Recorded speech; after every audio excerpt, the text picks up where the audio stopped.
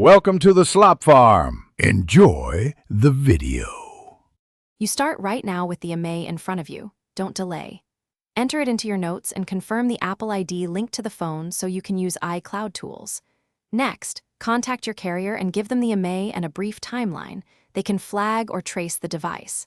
At the same time, file a police report with the Imei included. This makes carrier and Apple cooperation faster. Once done, move to using Apple and carrier tracing options. You now use Find My. Sign into iCloud. Com or the app with the linked Apple ID and check the last known location. Make the phone play a sound to confirm proximity.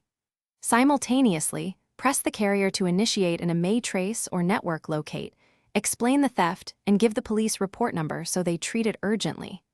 If those routes stall, escalate to recovery specialists or reputable third-party services that accept Imei searches. They can sometimes coordinate additional network or reseller checks.